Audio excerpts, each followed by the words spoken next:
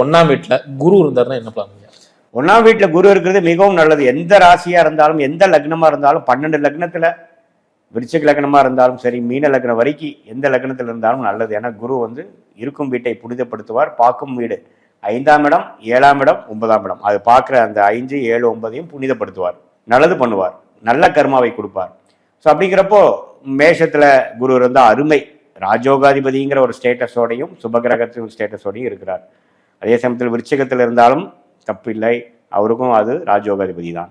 அதே மாதிரி சுக்கிரனோட வீட்டில் இருக்கிறதும் தவறில்லை. சுக்கிரன்கிற அந்த பெண்கள் விஷயங்கள், ஆடம்பர விஷயங்கள், பணம் விஷயங்கள் கொஞ்சம் அதிகமான பாவக சூத்தவனால நல்ல அமைப்புகள் இருக்கு.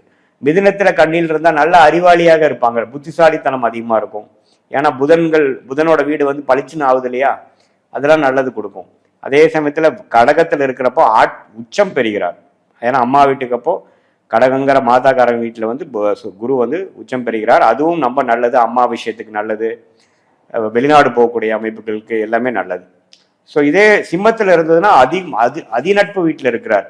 ஸோ அரசு சார்ந்த விஷயங்கள், அப்பா விஷயங்கள், அப்பா பூர்வீக விஷயங்கள், தகப்பனார் விஷயங்கள், சொத்து, பொலிட்டீஷியன் ஆகிறது, அரசியல்வாதி ஆகிறது, அரசு உத்தியோகத்தில் பெரிய லெவலுக்கு போகிறது, இது எல்லாமே கிடைக்கக்கூடிய அமைப்புகள் கண்டிப்பாக இருக்கு. மகரத்திலையும் கும்பத்திலையும் இருக்கிறதும் தவறு இல்லை, அந்த வீட்டிலேயே இருக்கிறதும் மிகவும் நல்லது. தனுசு மீனத்தில் இருக்கிறப்போ லக்ன அதிபதியே லக்னத்திலிருந்து ரொம்ப நல்லா இருக்கும். என்ன சம்டைம்ஸ் அவங்க பிஸ்னஸ் வியாபாரம் போனால் ஜெயிக்க முடியாது. ஆனால் அநியாயத்துக்கு நல்லவனா இருப்பாங்க.